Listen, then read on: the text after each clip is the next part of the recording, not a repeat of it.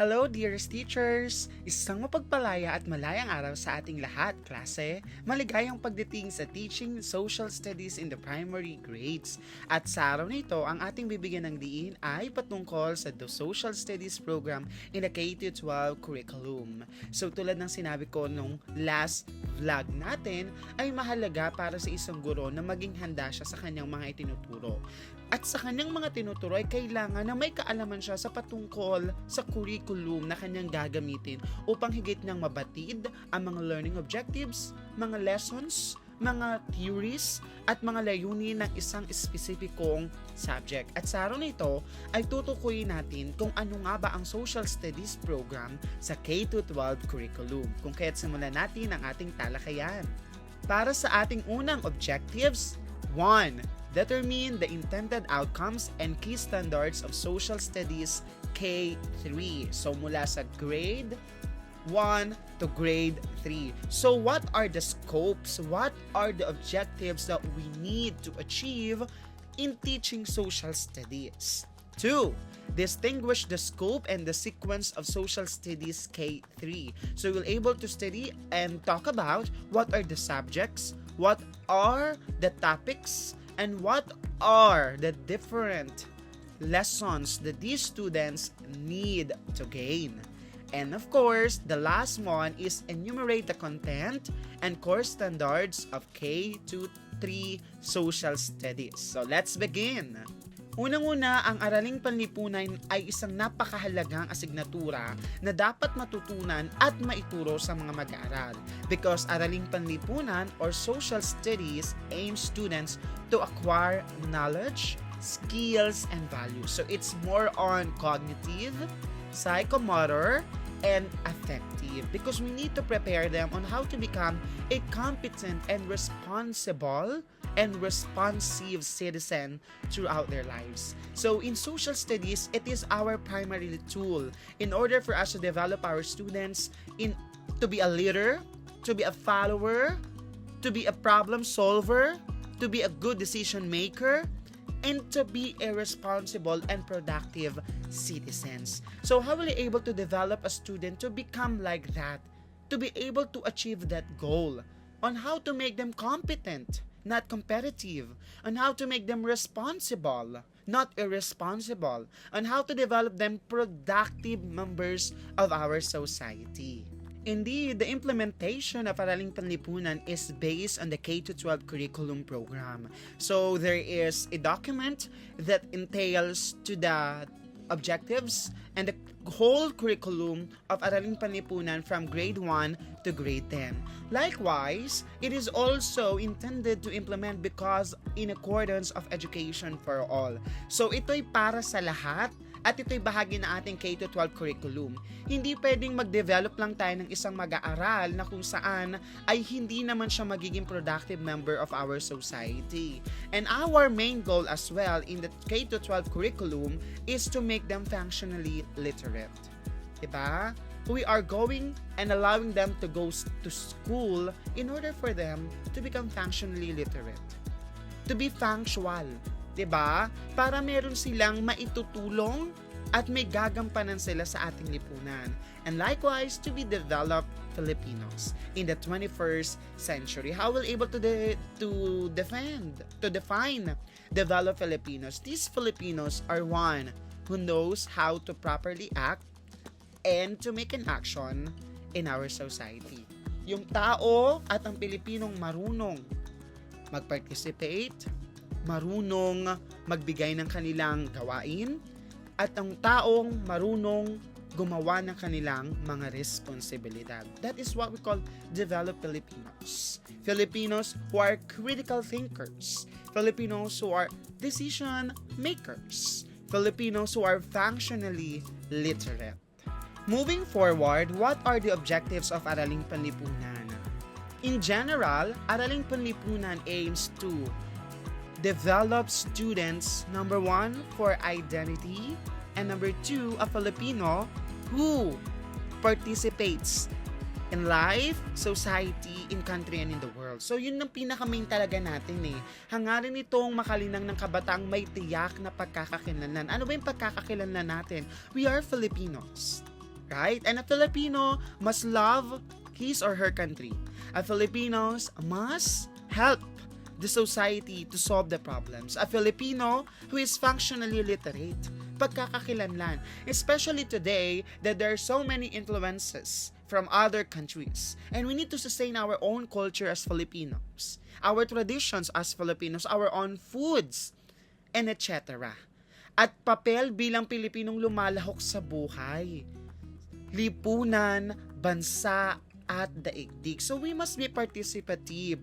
We must learn to vote wisely. We must choose our own leaders correctly. We must participate in election. We must get in ourselves in often forum, especially if it is election month or election days. So mahalaga na lumalahok tayo sa buhay, lipunan, bansa at daigdig.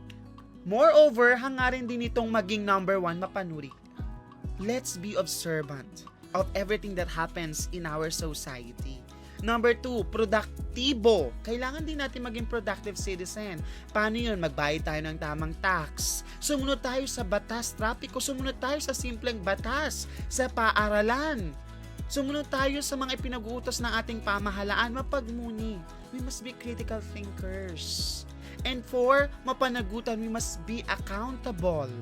Makakalikasan, we must love our nature. Makabansa, love our country. At makatao na may pambansa at pandaigdigang pananaw, we must be humane.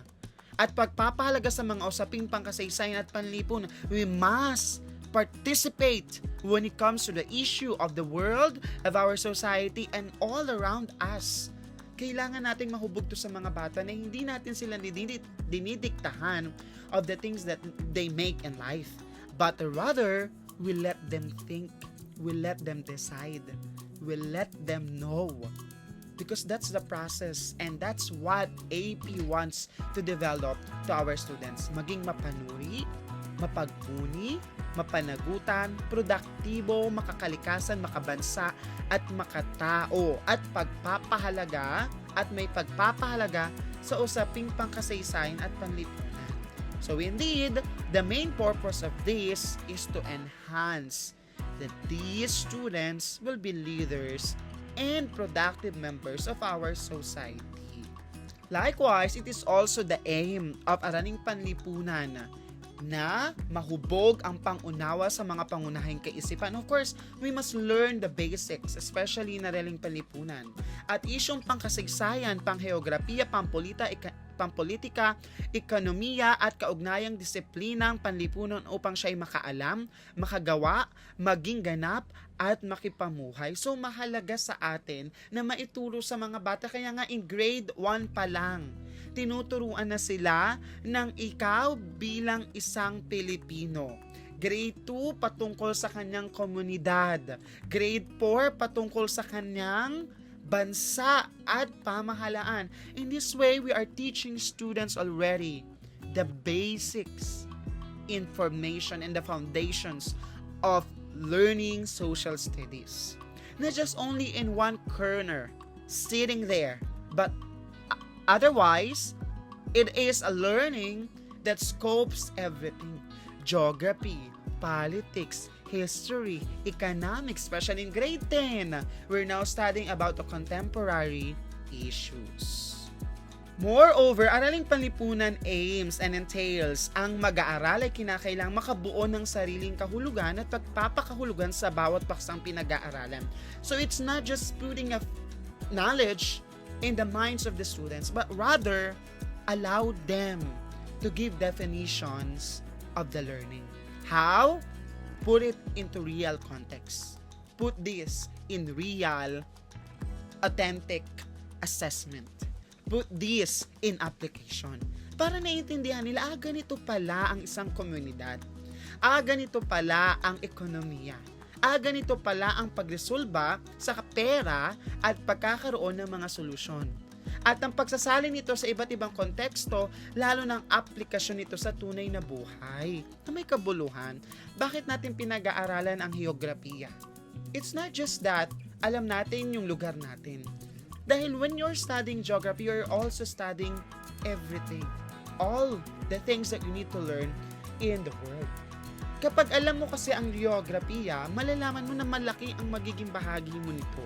At malaking tulong ang geography sa buhay mo bilang isang tao. Moreover, social studies is also part and it has an objective. So may pangunahing pamantayan sa bawat yugto.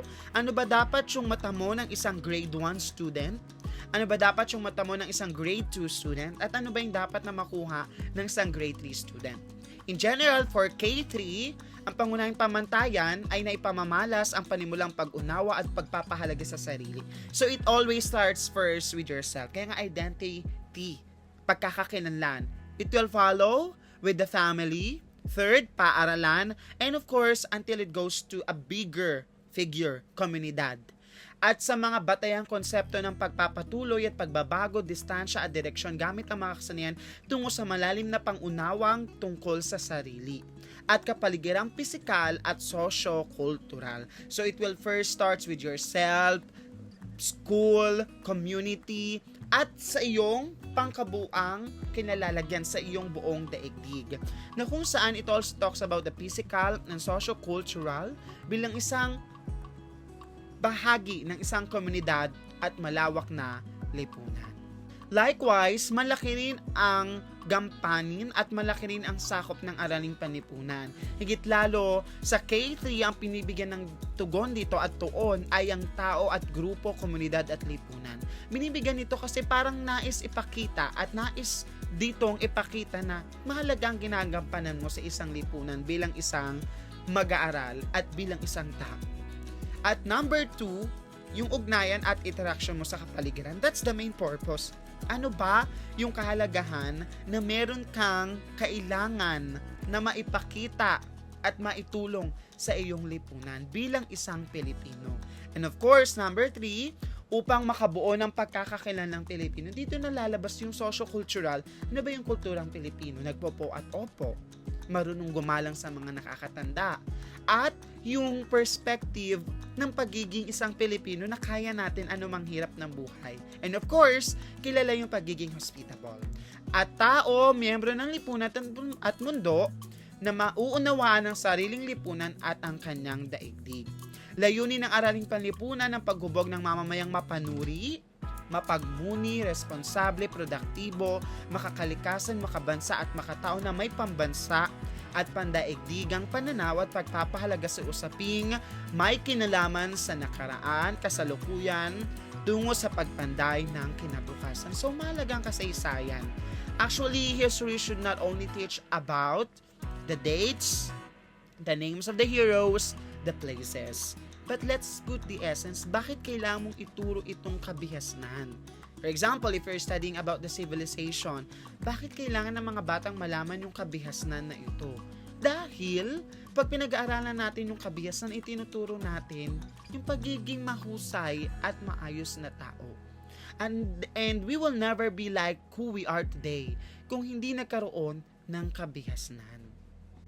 To be particular, narito yung mga iba't ibang mga pamantayan. So, these are the following standards for grade level. So, from kinder, na ipamamalas ang panimulang pangunawa sa pagkakakilala sa sarili. So, it's more on self. Grade 1, ipamamalas ang kamanayan pangunawa sa sarili bilang kasapi naman ng pamilya, paaralan, at kapaligirang pisikal. So, pinag-aaralan na dito, you are part of family, you are part of school, and likewise, mahalaga ka sa isang lipunan. Number 2, or grade 2, na ipamamalas ang kamalayang pangunawa at pagpapalagi sa kasalukuyan na karaan na kinabibilangang komunidad gamit ang konsepto ng pagpapatuloy at pagbabago, kapangyarihan, pamumuno at pananagutan. So, ipinapakita naman dito yung sa government. Okay? So, binibigyan natin ng diin dito. And ang grade 3, of course, pangunawa naman sa komunidad ng Pilipinas sa mga lalawigan. So, binibigyan natin ng pagpapahalaga yung lalawigan, mga rehiyon sa Pilipinas. To correct myself, likewise, in grade 2 pa lang, binibigyan natin ng diin dito naman ay ang kahalagahan ng geography. Yan, geography ang tulad ng lokasyon, pinagkukunang yaman, mga saksi ng kasaysayan, at mga labi ng kasaysayan. Geography and history. Ang mga bagay na dapat pag-aralan naman bilang bahagi ng saklaw at daloy ng araling panlipunan mula kinder hanggang grade 3. Kinder, ang pinag-aaralan ay ako at ang aking kapwa. So, sa kapwa, sarili at kapwa. Grade 1, ako, ang pamilya at paaralan. Grade 2, ang aking komunidad ngayon at noon. Kaya may geography siya plus history. Grade 3 naman ang mga lalawigan sa aking rehiyon. So, makikita natin na palawak siya ng palawak. Mula sa sarili mo, kapwa mo, hanggang pumunta ng pamilya, paaralan, hanggang naging komunidad at naging isa siyang lalawigan o mga probinsya sa Pilipinas, sa isang rehiyon. Sa pagtuturo ng araling panlipunan, may iba't iba tayong mga teorya. Unang-una, ginagamit natin yung teoryang constructivismo o constructivism. Ito yung paggamit ng prior knowledge. Kaya mong maipush yun dahil alam ng bata, number 1, kung grade 1 yan, yung pangalan niya, yung classmate niya, sino yung kaibigan niya. Gumamit tayo ng prior knowledge para mas ma-relate natin sa bata yung mga lesson. Number 2, collaborative learning. Mahalaga yan na matutunan ng mga bata na magkaroon ng pagkakaisa at pagtutulungan to achieve the objectives. And number 3, kailangan din natin gamitin yung mga tematiko-chronological. Ito yung paggamit ng mga thematic chronological, yung mga paggamit ng mga research, integrative, interdisciplinary, and multidisciplinary. Pwede mong ma-relate. Halimbawa, ikaw ay isang Pilipino, ano ba yung wika na ginagamit mo? Integration na with Filipino. Bilang isang Filipino, paano mo pahahalagan ng iyong sarili? Pwede mo nang ma-integrate siya with science. And above all, mahalaga na ma-i-develop natin sa mga bata ang mga sumusunod na kakayahan. Sa edad at sa sakop ng K to 3. Number 1, pagsisiyasat. Let us teach our students to have proper research. Especially that social media, the use of social media is very rampant today. Number 2, analyzing and interpreting the data. 3, pagsusulit interpretasyon ng impormasyon. And 4, pagsasaliksik. 5, communication skills. Bigyan natin sila ng opportunity to talk inside the classroom, to explain in the classroom, para bata pa lang ay nabibigyan na natin sila ng pagpapahalaga at ng opportunity upang masigit nilang ma-develop ang kanilang sarili. And last, pagtupad sa pamantayang etika. Everything will be out and will be on paper kung hindi rin natin ma-develop sa mga bata yung proper attitude. At para sa mas malawak na kaalaman, here are the following references in order for you to develop and to acquire more knowledge about the Social Studies program in the K-12 curriculum. Hanggang sa muli, paalam klase!